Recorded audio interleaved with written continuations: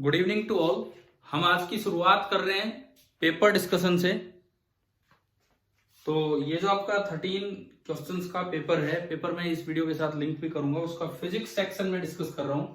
पहले 13 सवाल EMI and maybe gravitation, इन पे होगा। क्वेश्चन नंबर 1, पहला सवाल देखिए। और डायनेमो, क्या इस क्वेश्चन में मिस्टेक ये हुई थी क्या? क्वेश्चन नहीं दिख रहा था, आप पूछ रहे थे, कुछ बच्चों के मैसेज आए थे, या दिख गया था लास्ट?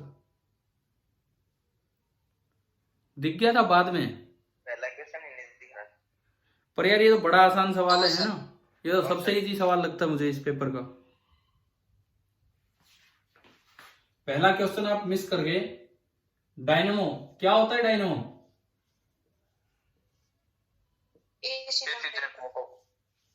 Simply generator. तो इसमें ये पूछा है, तो जनरेटर, यार ये तो मुझे लगता है कि बहुत आसान सवाल था। जनरेटर किस एनर्जी को किस में कन्वर्ट करता है?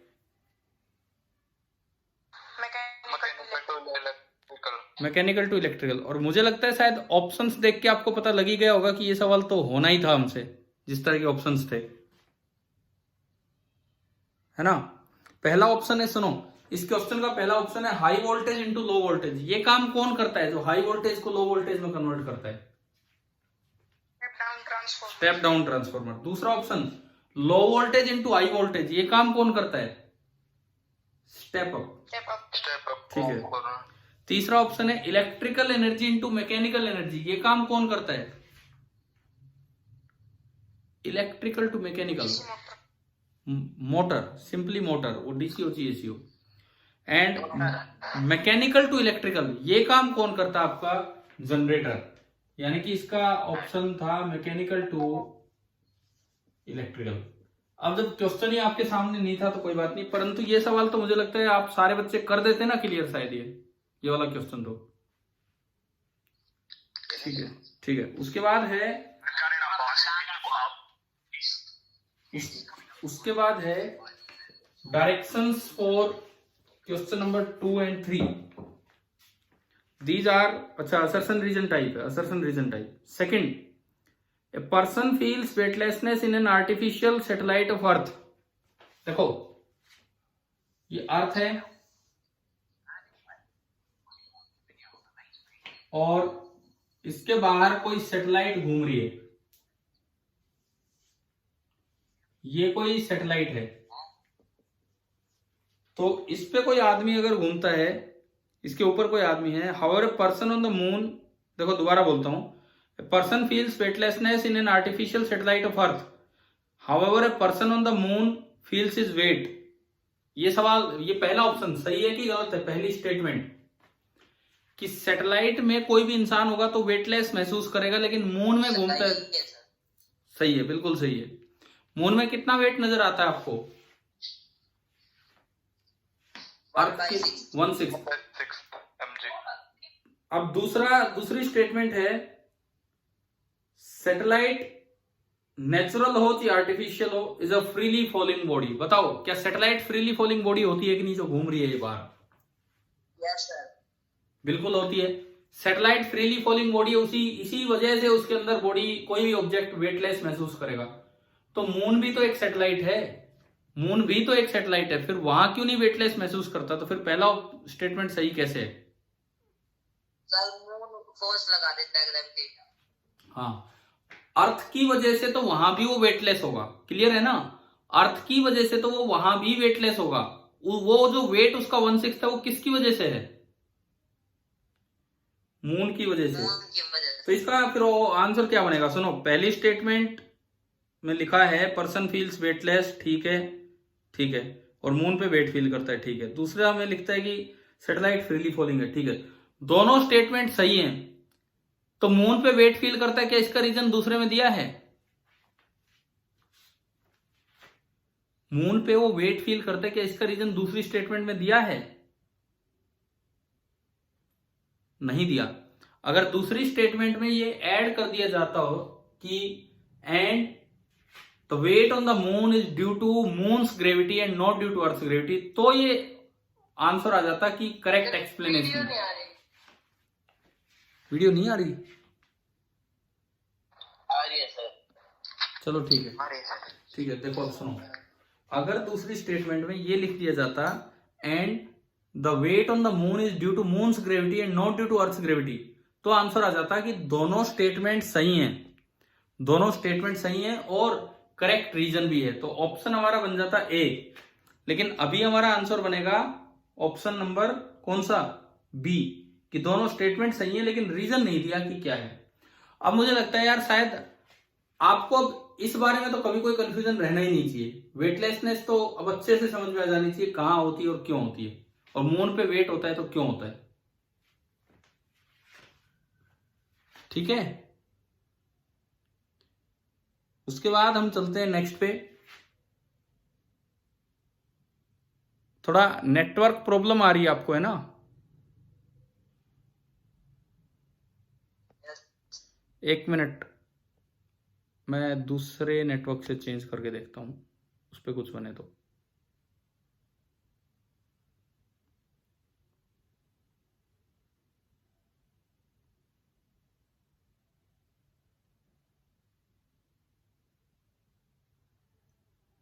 हाँ जी, अब इसमें बताओ, अभी आवाज आ रही है कुछ समझ? ठीक है, तो इसमें देखो अब आप, तो मुझे लगता है अब आपको ये चीज तो बिल्कुल क्लियर होगी कि कब कोई चीज वेटलेस होती है, क्यों वेटलेस होती है, और ऐसा हो सकता है कि सैटेलाइट में भी वेट हो। ठीक है, चले आगे बढ़े।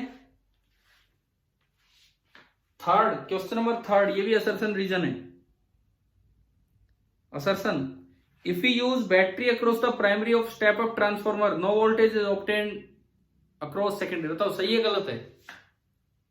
सही है सर। सही है, ये चीजें तो आप अच्छे से जानते हो कि वो स्टेप अप भी हो सकता है, स्टेप डाउन भी, लेकिन अगर डीसी आया तो उसमें तो फ्लक्स चेंज ही नहीं होगा। अच्छा, अगली स्टेटमेंट, बैटरी गिव्स ए steady current, battery steady current देती है, ये बात भी सही है। और क्या यही रीजन है क्या ऊपर वाले का? बिल्कुल, अगर स्टेडी करंट होगा तो स्टेडी फ्लक्स होगा, और फ्लक्स टाइम के साथ चेंज नहीं होगा तो कोई ईएमएफ इंड्यूस नहीं होगा ड्यू टू ईएमआई। तो इसमें आंसर बन जाएगा कि दोनों स्टेटमेंट भी सही हैं और करेक्ट एक्सप्लेनेशन भी है। तो देखो पहले तीन के आंसर बन रहे हैं। फर्स्ट तो आपका हट ही गया होगा सवाल, क्योंकि उसमें पूरा दिखा नहीं आपको स्क्रीन पे, लेकिन बाद में जो पेपर डाला गया उसमें पूरा है। सेकंड का हमारा आंसर बना बी, थर्ड का आंसर बना ए। एक बार मैथ जरूर कर लेना लास्ट में क्या की है क्या नहीं। Question number fourth, current in a coil varies with time as shown in the figure, the variation of induced EMF with time is. अच्छा, करंट आपको दे रखा है, करंट आपको दिखा रखा है कि विद टाइम करंट कैसे चेंज होगा।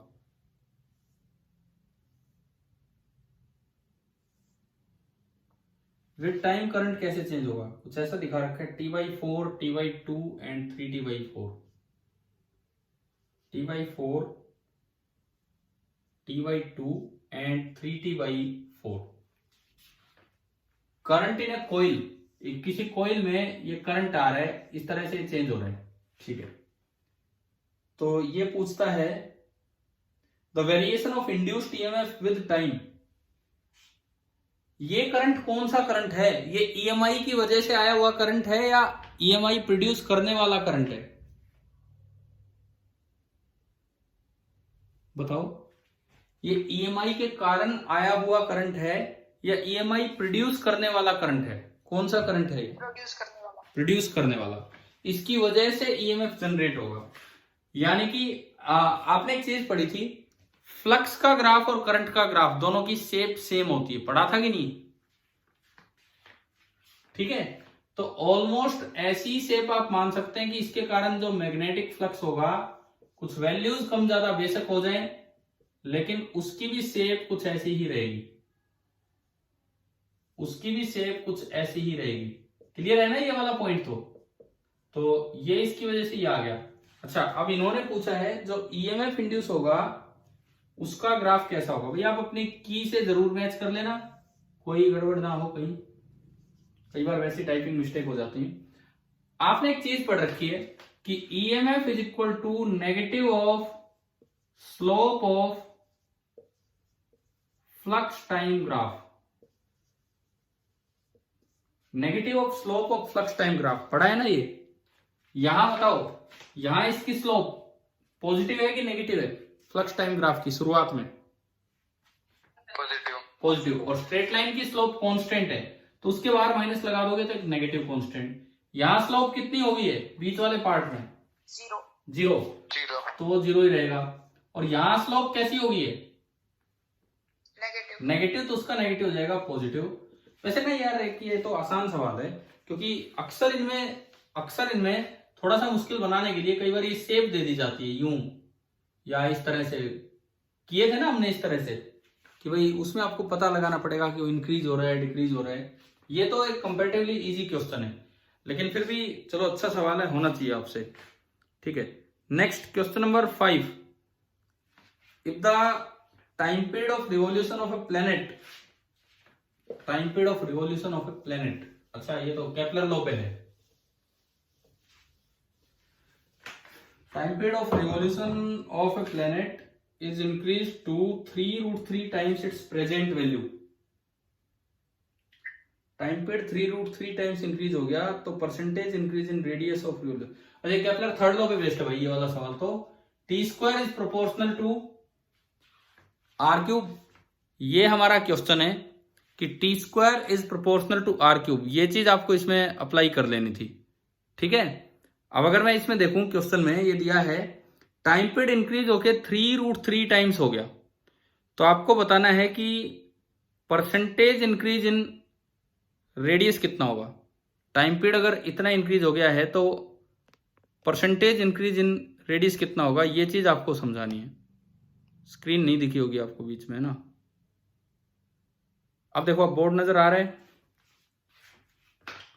सुनो, तो अगर मैं यहां से देखूं तो T1 square upon T2 square is equal to R1 cube upon R2 cube, क्योंकि डायरेक्टली प्रोपोर्शनल है। तो इन्होंने पूछा रेडियस कितना बढ़ गया होगा, तो अगर मैं यहां से R2 निकालूं, R2 cube T2 square upon T1 square into R1 cube, ये आया। अब क्वेश्चन में बोला है कि T2 is 3√3 times, T2 is 3√3 times T1, ये सवाल में दिया गया है। तो अगर मैं स्क्वायर करूं दोनों साइड, तो T2 स्क्वायर 3 3 9 और 3 27, 27 T1, ये आपने इसमें पुट किया। R2 cube 27 T1 square upon T1 square into R1 cube, ये कट गया। तो R2 क्यूब उधर आ रहा है 3R1 का होल क्यूब, यानी कि R2 जो हो गया वो 3 टाइम्स हो गया R1 के। पहले तो बताओ केपलर थर्ड लॉ लगा लिया इसमें, ठीक है। R2 आपका हो गया 3 टाइम्स R1। अब percentage change in R, that is R2 minus R1 upon R1 into 100।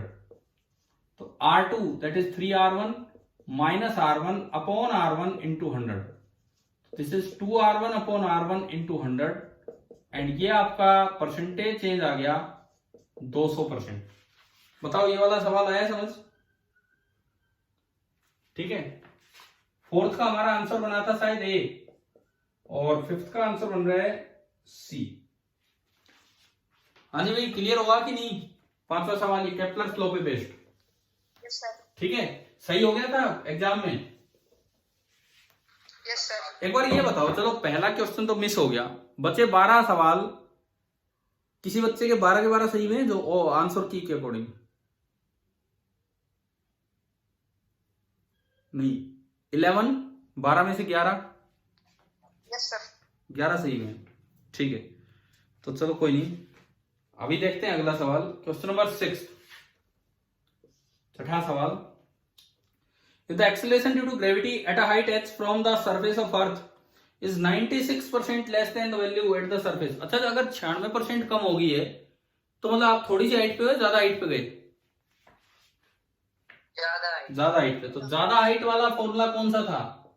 G dash is equal to G upon 1 plus H by R का होल स्क्वायर। तो आपको हाइट ही निकालनी है ना, हाँ, कितने टाइम्स आर के है हाइट, ये निकालनी है। अच्छा, और ये लिखता है 96% कम होगी। अगर 96% कम होगी तो बची कितनी परसेंट है? भाई अगर 96% कम होगी तो बचा कितना 4%। तो G dash is equal to 4% of G, यानी कि G बाई 25। यह आपने उसमें लगाया तो G by 25 is equal to G upon 1 plus H by R का होल स्क्वायर। जी से जी गया, इसको सिंप्लीफाई किया तो 1 प्लस एच बाई आर 5 आ गया, तो एच बाई आर आपका 4 आया, एच आ रहा है 4R। क्या आंसर है इसका? हाँ भाई, ये कितने बच्चों ने सही किया ये वाला सवाल?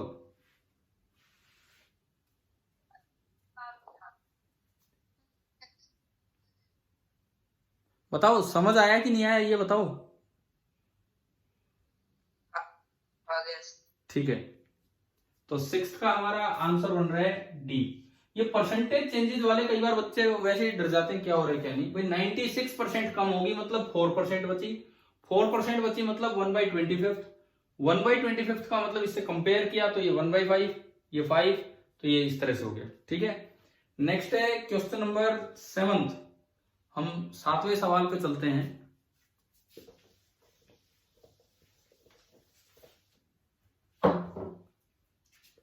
Question number 7, 2 identical coaxial circular loops carry a current I is coaxial। दो आइडेंटिकल कोएक्सियल सर्कुलर लूप्स हैं और दोनों में करंट आई चल रहे हैं, direction circulating in the same direction. मान लो ये भी आई और ये भी आई। कोएक्सियल मतलब ये कि एक्सिस दोनों का कॉमन है, ये है, ये अरेंजमेंट है। If the loops approach each other, loop approach करेंगे, वैसे क्यों करेंगे अप्रोच? पैरेलल करंट अट्रैक्ट करते हैं कि रिपेल करते हैं? पैरेलल करंट अट्रैक्ट करते हैं, ठीक है ना। अभी बच्चा रिपेल बोल रहा था, अट्रैक्ट करते हैं। तो ये उस वजह से हो सकता है कि अपने पास आने लग जाएं। तो इन्होंने पूछा है अगर ये पास आएंगे तो यू विल ऑब्जर्व दैट कि करंट का क्या फर्क होगा, कैसे क्या चेंज होगा। पेपर थोड़ा कॉन्सेप्चुअल है, अच्छा है। खैर एनटीएससी में आते भी इस टाइप के ही ज्यादा हैं।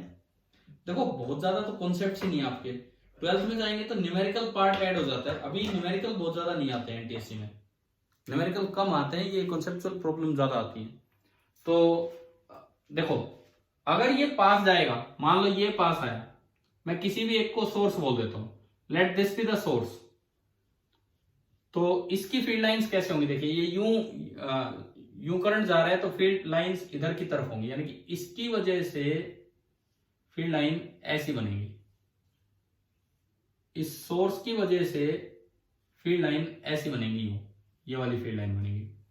अब मैं कहता हूं कि सोर्स उसके पास जा रहा है, अगर ये सोर्स इसको अप्रोच करता है तो इसकी वजह से वहां फील्ड बढ़ेगा कि कम होगा? अगर ये सोर्स इसको अप्रोच करे तो इस सोर्स की वजह से वहां फील्ड बढ़ेगा कि कम होगा? बढ़ेगा। ये ग्रीन कलर वाली फील्ड लाइंस बढ़ेंगी। तो लेंजलो ने बताया था कि इसको अपोज करने के लिए करंट आएगा, इसको अपोज करने के लिए करंट आएगा। मतलब अगर ये बढ़ रहा है तो यूं उधर की तरफ, तो जो इंड्यूस्ड करंट होगा उसकी फील्ड लाइन उधर जानी चाहिए। इंड्यूस्ड करंट की फील्ड लाइन ऐसे बननी चाहिए, ये बी इंड्यूस है। और अगर आप ऐसे बनाओगे तो करंट ऐसे आएगा, यानी कि आई इंड्यूस ऐसे आया। तो आई इंड्यूस इसके करंट को अपोज कर रहा है, आई इंड्यूस इसके करंट को अपोज कर रहा है। तो बताओ उसमें नेट करंट कम होगा कि बढ़ेगा? दूसरी कॉइल में कम। सिमिलरली अब वही आर्ग्यूमेंट्स उसके लिए ले सकते हो, उसको सोर्स मानोगे तो इसी तरह से इसको पास लाओगे तो इसमें भी करंट कम होगा। तो आंसर क्या बना? इसमें आपका ऑप्शन है current in each decrease. 7th का आंसर हमारा बन रहा है बी, 7th का आंसर बन रहा है बी। ठीक है, क्वेश्चन नंबर 8 पे हम चलते हैं, 8वां सवाल।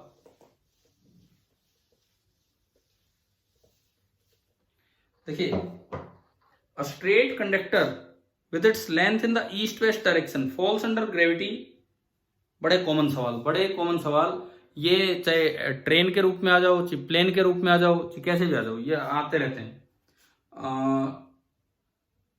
Question number 8, straight conductor with its length along east west direction falls under gravity while sliding on a fixed conducting frame। अब due to earth magnetic field पूछा है। तो देखो ये ईस्ट वेस्ट डायरेक्शन में है, ये वेस्ट ये ईस्ट, और ये नीचे आ रहा है। अर्थ का फील्ड तो इसी तरह तो होता है, बीवी तो नीचे की तरफ होता है और बीएच अंदर की तरफ। तो बताओ कौन से कंपोनेंट की वजह से ईएमएफ इंड्यूस होगा, बीएच या बीवी, किसकी वजह से होगा? बीएच। और कौन सा रूल यूज करें डायरेक्शन निकालने के लिए, फ्लेमिंग राइट हैंड रूल की Fleming left hand rule? Right. तो पहली उंगली बीएच की तरफ अंदर, अंगूठा मोशन की तरफ नीचे, तो दूसरी उंगली उधर जा रही है, उधर वेस्ट से ईस्ट। तो करंट किधर जाएगा? करंट जाएगा वेस्ट से ईस्ट। तो इलेक्ट्रॉन किधर आएंगे? ईस्ट से वेस्ट। तो ये नेगेटिव बन जाएगा और ये कैसा बन जाएगा आपका? पॉजिटिव। तो इसमें कौन सा ऑप्शन है भी ऐसा? Induced EMF develops with the east end at higher potential, पहला ही ऑप्शन है। Then west, and induced current from west to east, सही है, पहला ही ऑप्शन है ये ऐसा। इस सवाल में एक जो अच्छी बात है वो ये है कि ऑप्शन में जो इसमें जो थोड़ा सा नया पॉइंट है इस क्वेश्चन में, ऑप्शन में इन्होंने दोनों बातें इंक्लूड कर दी, दोनों बातें, डायरेक्शन ऑफ इंड्यूस्ड करंट भी पूछ ली और कौन सा आई है कौन सा लो। अक्सर क्या होता है, जैसे जब भी मैंने ऐसे सवाल देखे हैं, एक ही बात पूछ रहे होते हैं, या तो डायरेक्शन ऑफ इंड्यूस्ड करंट पूछ रहे होते हैं या फिर पॉजिटिव और नेगेटिव। अब कई बार इस बात से भी बच्चा कंफ्यूज हो जाता है, पॉजिटिव नेगेटिव बना के वो सोचता है कि बैटरी में तो करंट पॉजिटिव से नेगेटिव की तरफ इस तरह से, तो वो कंफ्यूज हो जाता है। तो ये इस सवाल में थोड़ी सी नई बात थी। क्वेश्चन नंबर 8 के बाद क्वेश्चन नंबर 9, 8 का हमारा आंसर बना ए। ठीक है, अब हम आते हैं क्वेश्चन नंबर 9 की तरफ।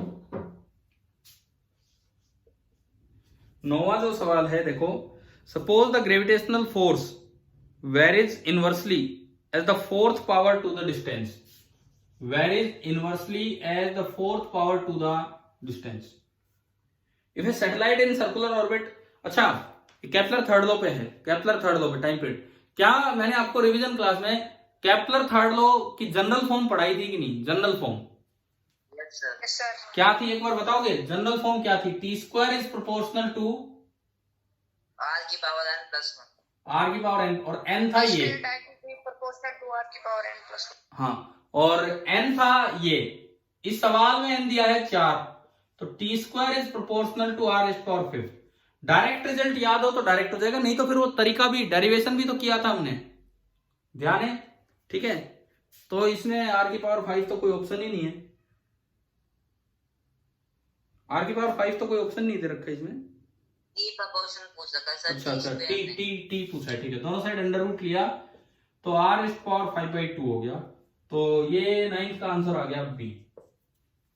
ठीक है, केपलर की जनरल फॉर्म को इसने यूज करवाया। देखो ये सवाल अच्छा इसलिए है, बच्चे याद करके चले जाते हैं T square proportional to R cube. यहां भी हो सकता है कोई बच्चा आप में से लगाया है वो आर की पावर 3/2, बोले ये तो केपलर थर्ड लॉ था। ऐसा कुछ हुआ है क्या किसी बच्चे के साथ जिसने आर की पावर 3/2 टिक किया हो? केपलर थर्ड लॉ के अकॉर्डिंग केपलर थर्ड लॉ ही है, लेकिन थोड़ा सा ध्यान रखना था कि केपलर थर्ड लॉ कैसे है, इस तरीके से। अच्छा, उसके बाद हम आते हैं क्वेश्चन नंबर 10th क्वेश्चन। इस डायग्राम से लग रहा है Kepler second law, areal velocity वाला सवाल। A planet moving around the sun, ये इस तरह का है, प्लैनेट का ये एरिया A1 दिखाया है, ये कहीं एरिया A2 दिखाया है, और ये कहीं एरिया A3 दिखाया है। टाइम दे रखा है, A1 स्वीप करने में उसे टाइम लगा 2 दिन, A2 में 3 दिन, एंड A3 में 6 दिन। आप बताओ केपलर सेकंड लॉ क्या था इस सेंस में अगर मैं लिखूं? हाँ, एरियल वेलोसिटी कांस्टेंट, यानी कि area per unit time. A1/2 day से डे कट जाएगा, A2/3, A3/6। एलसीएम से आप मल्टीप्लाई कर दो, इनका एलसीएम कितना है नीचे नीचे का? 2, 3 और 6 का एलसीएम कितना है? 6। लीस्ट कॉमन मल्टीपल है 6, सबसे छोटा multiple.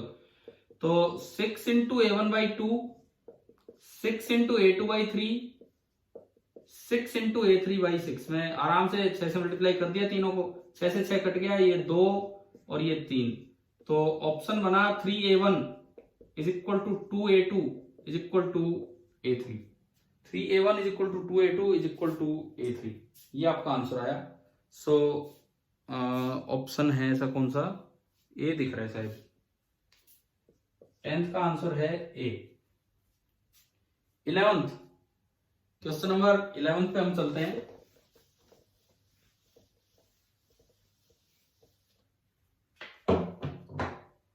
In a coil of resistance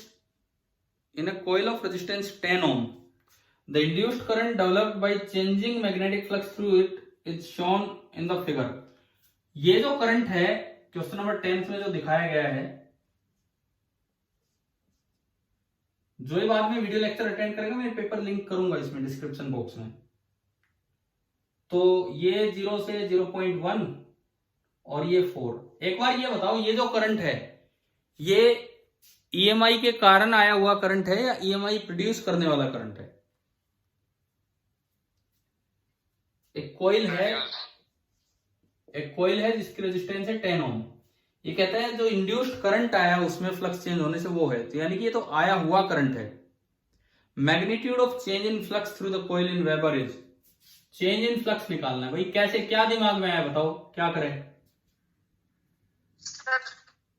इसका एरिया से चार्ज आ जाएगा फिर। हाँ।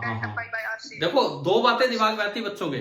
कई बार बच्चे क्या करते हैं, इसको देख के फ्लक्स बना देते हैं, फिर फ्लक्स की स्लोप से नेगेटिव करके ईएमआई पे जाते हैं। वो काम तब करना होता है जब ये करंट कौन सा हो, जो ईएमआई करवा रहा है। जब ये करंट वो हो जो ईएमआई करवा रहा है, ईएमआई होने के कारण ये प्रोड्यूस हुआ है। तो आपको दिमाग में रहना चाहिए कि जो इसका एरिया है वो चार्ज फ्लोन देगा। तो पहले तो इसका एरिया निकाल लेते हैं। इसका area charge phloem half into base 0.1 into height 4 2, तो एरिया आ गया 0.2, तो 0.2 कूलम। इतना चार्ज फ्लो कर गया। तो अब तो यार चार्ज फ्लोन का सीधा फॉर्मूला ही हमारे पास। चार्ज फ्लोन का फॉर्मूला क्या होता है, change in flux upon resistance. ये आपका फॉर्मूला होता है चार्ज फ्लोन का। तो आपने फॉर्मूला लगाया, charge phloem 0.2, change in flux आपको निकालना है, रेजिस्टेंस 10। सब कुछ एसआई में चल रहा है। तो डेल्टा 5e आ गया 2, आंसर है डी। ये अच्छा सवाल था। बताओ कितने बच्चे करके आ पाए हैं ये वाला क्वेश्चन एग्जाम में? Yes sir. ठीक है, सही था, ये अच्छा सवाल है ये तो। उसके बाद क्योंकि इसमें ना दिक्कत ये हो जाती है, आपको ये देखना पड़ता है कि कौन सा करंट है, और अक्सर हम वो फ्लक्स वाले करंट पे ही चले जाते हैं, जबकि ये तो एरिया निकाल के चार्ज वाला था। 12th question number 12, N astronaut inside an earth satellite experiences weightlessness. Earth satellite के अंदर, खैर ये दूसरी बार रिपीट तो नहीं हो रहा है सवाल, एक ऊपर भी आया था एक वेटलेसनेस का क्वेश्चन, ऊपर आया था ना एक वेटलेसनेस का असर्शन रीजन में। रिपीट तो नहीं हो रहा लेकिन थोड़ा सा अलग है, बट एक ही कॉन्सेप्ट पे दूसरा सवाल आ गया इस पेपर में। अक्सर क्या होता है, कॉन्सेप्ट कई होते हैं हमारे पास, तो पेपर बनाते समय हम कई बार ध्यान रखते हैं कि कॉन्सेप्ट रिपीट ना हो, पर चलो कोई बात नहीं, यहाँ पे हो रहा है। An astronaut inside an earth satellite experiences weightlessness. ठीक है, ये बात तो सही है, because he is falling freely. क्या सैटेलाइट फ्रीली फॉल होती है कि नहीं बताओ? होती है ना। एक revolving satellite is freely falling, so he is falling freely. ठीक है, no external force is acting on him. अगर कोई एक्सटर्नल फोर्स ही ना लगे तो क्या वो सैटेलाइट घूम पाएगी? नहीं घूम पाएगी। तो एक्सटर्नल फोर्स तो लग रहा है जो सेंट्रीपिटल का काम करेगा। No reaction is exerted by the floor of the satellite. हाँ, ये बात सही है। आप जब वेइंग मशीन लेके घूमोगे, वेइंग मशीन लेके चलोगे, तो वो कोई रिएक्शन फोर्स नहीं देगी, तभी तो आप वेटलेस हो वहां पे। एंड चौथा एक फालतू का option is far away from the earth. अरे फार अवे से कितना ही फार अवे हो, अगर बहुत ही दूर होता है तो घूमती नहीं सैटेलाइट अर्थ के चारों तरफ। अगर अर्थ के चारों तरफ घूम रही है तो इसका मतलब अर्थ का इफेक्ट है, अर्थ का फोर्स है उस पर। तो वैसे अच्छा सवाल है, ये भी एक अच्छा सवाल है, क्योंकि इस तरह के सवालों में कंफ्यूज हो जाते हैं बच्चे। तो आंसर आ गया first and third. First and third कौन सा ऑप्शन है? डी है। फर्स्ट एंड थर्ड है डी। इस तरह के सवाल भी अच्छे क्वेश्चन है जिनमें ऊपर 4 है और फिर नीचे ऑप्शन है। कई बार बच्चा पहला देख के, फर्स्ट देख के और टिकी ए कर आता उसमें, जबकि आपके ऑप्शन तो नीचे बना रखे हैं। अच्छा, आखिरी सवाल 13th, two identical circular loops of metal wire are lying on a table without touching each other. एक टेबल पे दो लूप रखे हैं बिना एक दूसरे को टच किए, ये रखे हुए हैं, ठीक है। Loop A carries a current which increases with time. Loop A में एक करंट है जो टाइम के साथ बढ़ रहा है। In response the loop B. अब पता है ये भी एक तरह से ऐसा सवाल आ गया, वो ऊपर था दो लूप दे रखे थे, ऊपर एक क्वेश्चन आया था, दो लूप दे रखे थे, वो एक दूसरे को अप्रोच कर रहे हैं, तो आपको बताना था करंट में क्या फर्क पड़ेगा। अभी किया था ना हमने सोल्व। Yes sir. तो एक्चुअली कॉन्सेप्ट सेम है, तो ठीक है चलो, लेकिन दो दो क्वेश्चन सेम कॉन्सेप्ट पे आ रहे हैं, तो अक्सर ऐसा अवॉइड करते हैं पेपर बनाते समय, ताकि क्योंकि कुछ और भी कॉन्सेप्ट पूछे जा सके। पर ठीक है चलो, आपके लिए तो अच्छी बात है अगर एक कॉन्सेप्ट पे दो सवाल आते हैं तो। ये देखो आप, two identical circular loops of metal wire are lying on a table, ठीक है, ये हमने रख दिया। Loop A carries a current with increases with time. Loop A में करंट जा रहा है जो टाइम के साथ बढ़ रहा है, तो आपको बताना है कि लूप बी क्या होगा। चलो जी देखते हैं इसकी फील्ड लाइंस बना के। लूप ए में करंट अगर ऐसे है तो इसकी फील्ड लाइन यूं बनेगी, इसके अंदर तो यूं निकलेंगी और यहां एंटर करेंगे, यूं बनेगी इसकी फील्ड लाइन। पहले बताओ फील्ड लाइन बनाना आ गया एक ही वजह से? Yes sir. हाँ भाई सभी बच्चे ध्यान दो, आखिरी सवाल चल रहा है। आपने देखा कि लूप ए में आपने कैसे भी करंट मान लिया, कैसे भी, और बोला है कि वो इंक्रीज हो रहा है टाइम के साथ, इंक्रीज हो रहा है, उस पर अभी हम आते हैं। सबसे पहले हमने क्या किया, उसकी वजह से फील्ड लाइन बना ली, ठीक है। उसके बाद अगर ये करंट इंक्रीज हो रहा है तो ये फ्लक्स इंक्रीज होगा, मींस ये फील्ड इंक्रीज होगा नीचे की तरफ। अगर फील्ड नीचे की तरफ इंक्रीज हो रहा है तो लेंज लॉ ने बताया कि इसमें करंट कैसे आएगा, इस तरह आएगा कि जो इंड्यूस फील्ड हो वो ऊपर बने, बी इंड्यूस ऊपर बने। अगर बी इंड्यूस ऊपर बनेगा तो करंट ऐसे आएगा, अगर बी इंड्यूस ऊपर बनेगा तो करंट ऐसे आएगा, करंट ऐसे आएगा। अब देखो इसमें तो करंट जा रहा है ऐसे और उसमें करंट आ रहा है ऐसे, ये पैरेलल है कि एंटी पैरेलल है? Anti parallel. एंटी पैरेलल है तो क्या करेंगे एक दूसरे को? रिपेल। हाँ, उससे अलग है सवाल, वो जो दो कोइल वाले थे उससे अलग है। लेकिन उसमें क्या दिया, बोला कि पहले पास आ रहे हैं तो बताओ करंट बढ़ेगा या नहीं बढ़ेगा। इसमें बोला करंट बढ़ रहा है, करंट बढ़ रहा है तो बताओ रिपेल करेंगे अट्रैक्ट करेंगे। तो दोनों सवाल एक दूसरे के अपोजिट बने हुए हैं, वो और ये कोई बात नहीं, ठीक है। लेंज लॉ का दो बार यूज हो गया है, तो इज रिपेल्ड कौन सा ऑप्शन है ऐसा? C option. तो हमारा 13th का आंसर आ गया है सी। अपनी ऑफिशियल की से आप मैच कर लेना, कोई कहीं कोई गड़बड़ हो तो बता देना। पेपर में बाई चांस फर्स्ट क्वेश्चन नहीं आ पाया तो आपने ये सब स्कोर किया। अब इसमें मैंने पूछा क्या किसी बच्चे के 12 में से 12 बने हैं? ये नीचे वाले 12 में से नहीं बने। 11 किस किस के बने हैं? निशांत आपके? Yes sir. कौन सा गलत हो गया भाई इनमें से? सेकंड। सेकंड? सेकंड क्या था? अच्छा ठीक है, सबसे अच्छा सवाल है सेकंड, सबसे अच्छा सवाल है इस पेपर का। बेस्ट क्वेश्चन लगा लो आप सेकंड। सेकंड क्वेश्चन इस पेपर का बेस्ट क्वेश्चन है, क्योंकि बच्चा कंफ्यूज हो जाता है कि भाई कैसे, जब अर्थ रिवॉल्व कर रही है मतलब तो सैटेलाइट में तो वेट होना ही नहीं चाहिए, फिर मून में कैसे हो जाएगा। लेकिन हम डिस्कस कर चुके हैं इस तरह की चीज, ठीक है। और कोई बच्चा जिसके 11 नंबर आए हों? 10 पे है कोई? 10 मार्क्स पे 12 में से कौन, नाम बताओ। ठीक है, लक्ष्य, ठीक है ठीक है। चलो ठीक है, आपका रिजल्ट आता ही होगा। अब अपना यूटी है आगे, उसकी तैयारी करें। ऑप्टिक्स पे हम चलेंगे कुछ उधर की तरफ। तो ठीक है, आज की क्लास हम फिनिश कर